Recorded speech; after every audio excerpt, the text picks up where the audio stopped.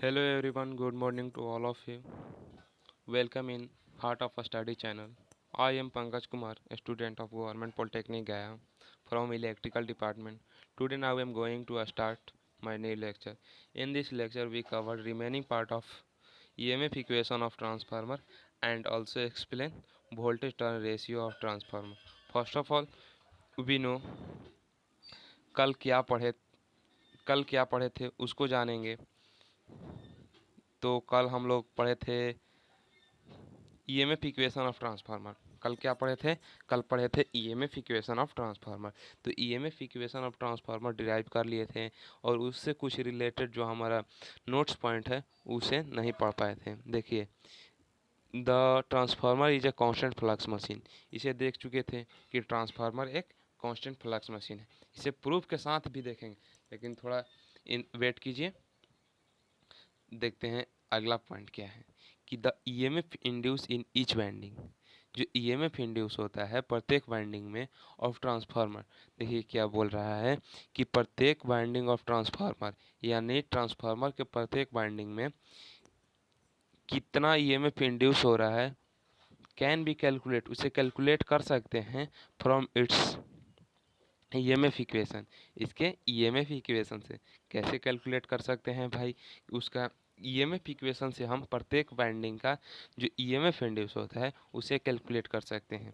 देखिए, इसके लिए कुछ सब्सक्रिप्ट यूज करते हैं कि कैसे, माने ये E1 मैंने प्राइमरी वाइंडिंग का लिए, तो प्राइमरी वाइंडिंग का जो N1 टर्न है उसको लेते हैं। इसके लिए कुछ सब्सक्रिप्ट मान लेते हैं।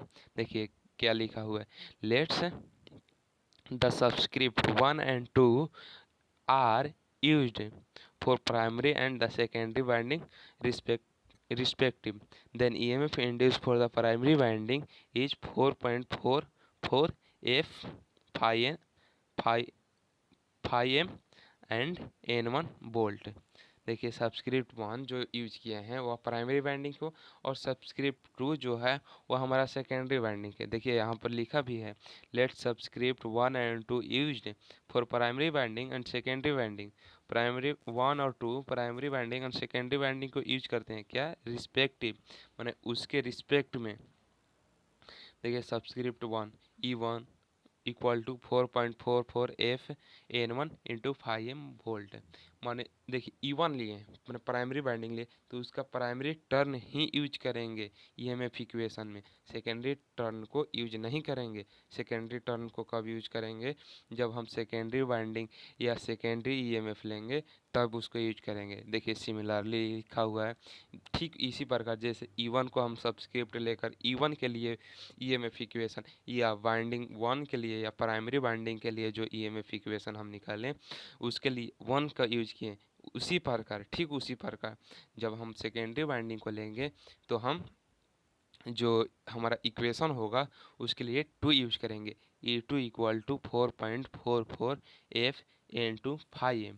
देखिए अब उसको हमने कन्वर्ट कर सकते हैं दूसरे रूप में। कभी कभी हम प्रॉब्लम बनाते हैं तो हमारा फ्लक्स डेंसिटी, एरिया, इससे रिलेटेड कुछ सवाल दे देता है, तो हमें बनाने में कुछ कठिनाई, तो हम उसको भी यहाँ पर एक्सप्लेन किए हैं। देखिए, if B M is the maximum flux of the flux density, जो बी एम है उसको हम फ्लक्स डेंसिटी कहते हैं। आप मैग्नेटिज्म में पढ़ चुके हैं, the magnetic circuit tesla weber per metre square. जो जो हमारा होता है फ्लक्स डेंसिटी, उसका जो यूनिट होता है उसे टेस्ला या वेबर पर मीटर स्क्वायर भी कहते हैं। A is a cross sectional area in metre square. जो हमारा ए यूज करेंगे वो क्रॉस सेक्शनल एरिया होगा जिसका यूनिट होगा मीटर स्क्वायर। देन देखिए फाई एम बराबर, हम जानते हैं मैग्नेटिज्म में पढ़ चुके हैं, फाई एम क्या है? फ्लक्स है। तो फ्लक्स इक्वल टू क्या होता है? Flux density into area. Total flux कितना एरिया में, देखिए एरिया और फ्लक्स डेंसिटी, कितना एरिया में कितना फ्लक्स है उसी को तो फ्लक्स डेंसिटी कहते हैं। और यदि दोनों को हम मल्टीप्लाई कर देते हैं हमारा टोटल फ्लक्स मिल जाता है। तो बी एम बराबर लिख सकते हैं, ये जो ए है उसको इधर लाएंगे तो ये डिवाइड में हो जाएगा, तो बी एम बराबर 5m/a। देखिए अब इसके अकॉर्डिंग क्या बनेगा हमारा EMF equation primary winding and secondary winding के लिए। तो the EMF equation of the transformer for primary winding E1 बराबर 4.44 F N one B M A volt है। ये एकदम याद रखना, क्योंकि यह हमको जब न्यूमेरिकल बनाएंगे तो ये हमें एक्सप्लेन करना होगा, या इस फार्मूला को हम यूज करके न्यूमेरिकल को बनाएंगे। देखिए सेकेंडरी वाइंडिंग के लिए जो यहाँ पर है, तो इसका क्या होगा 4.44 एफ एन टू बराबर बी एम ए वोल्ट। अब देखेंगे हम नेक्स्ट टॉपिक, जो हमारे एथी सेमेस्टर पॉइंट ऑफ व्यू से बहुत वीवीआई पॉइंट है, voltage ratio and turn ratio. Voltage ratio और टर्न रेशियो। वोल्टेज रेशियो जैसा कि नाम से हमको मालूम चल रहा है, वोल्टेज रेशियो यानी वोल्टेज का रेशियो होगा। टर्न रेशियो यानी नंबर ऑफ टर्न, वाइंडिंग का जो नंबर ऑफ टर्न होगा उसका रेशियो होगा। देखिए सिंस वी नो डैट, हम जानते हैं EMF equation of primary winding and secondary primary winding, हम EMF equation of primary winding, EMF equation of secondary, दोनों का हम ईएमएफ इक्वेशन जानते हैं, ऑब्वियसली पढ़ चुके हैं। यहाँ पर देखिए जो देखिए सबस्क्रिप्ट 1 है वह क्या है, प्राइमरी वाइंडिंग के लिए है, और जो सबस्क्रिप्ट 2 है वो क्या है, सेकेंडरी वाइंडिंग के लिए है। अब देखते हैं, देखिए प्राइमरी वाइंडिंग के लिए हम जो ईएमएफ इक्वेशन ज्ञात किए हैं या फाइंड आउट किए हैं उसको यहाँ पर लिख दिए। E1 बराबर क्या है, E1 बराबर 4.44 F F N one five M. जहाँ पर देखिए अब जब हमको टर्न रेशियो ज्ञात करना है तो टर्न रेशियो कहाँ से ज्ञात करें, देखिए जब N1 है ये तो सब कांस्टेंट है, ये प्राइमरी वाइंडिंग और सेकेंडरी वाइंडिंग के लिए सेम है।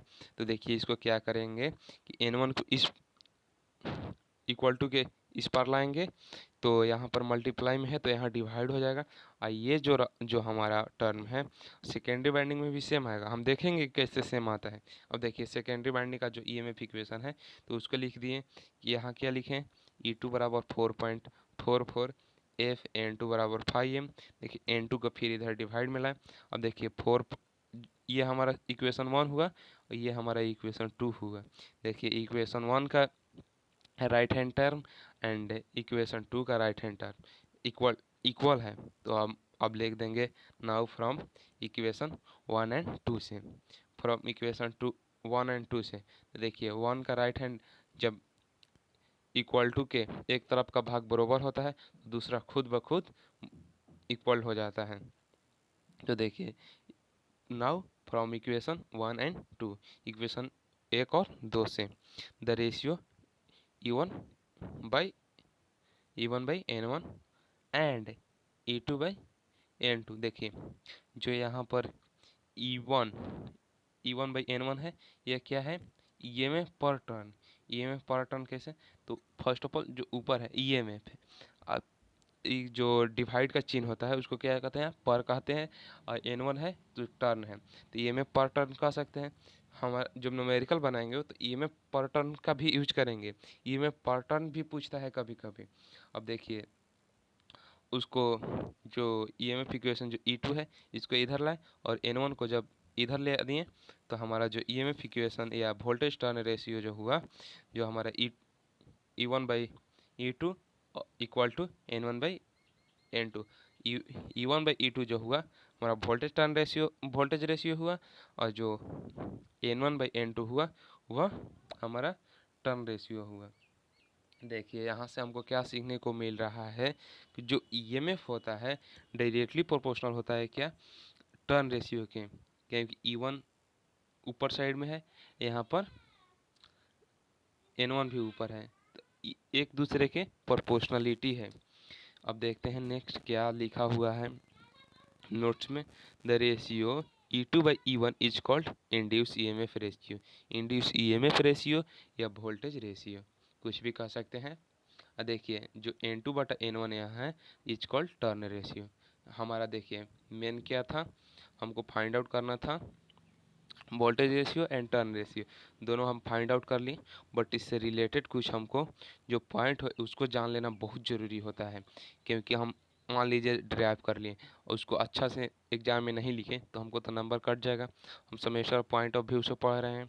देखिए नेक्स्ट पॉइंट क्या है, the induce EMF ratio and turn ratio is called transformation ratio.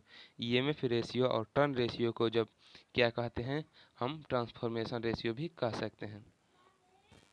E1/E2/E1 equal to N2/N1 equal to K। ये दोनों का जो हमारा रेशियो होता है एक कांस्टेंट होता है, इसलिए कांस्टेंट के रूप में K का हम यूज किए। Also known as voltage transformation ratio, इसे वोल्टेज ट्रांसफॉर्मेशन रेशियो भी कहते हैं। अब देखिए, in practical transformer there is very small difference between the terminal voltage induce EMF that is भी। देखिए, अब इसको फिगर से हम जब यहाँ पर देखेंगे, देखिए यहाँ पर जो V1 है और E1, ये जब हम प्रैक्टिकल केस लेंगे तब तो बराबर नहीं होगा। जब आइडियल केस हम यहाँ पर लेंगे तो ये दोनों अप्रॉक्सीमेट इक्वल होगा। ये देखिए E2 है और V2 है, ये भी दोनों इक्वल होता है जब हम आइडियल केस लेंगे। तो हम यहाँ पर जो दिया हुआ है E2 को E1 से रिप्लेस कर सकते हैं V2 से, और V1 जो है उसको E1 से रिप्लेस कर सकते हैं। और देखिए V2/V1 and N2/N1 equal to K।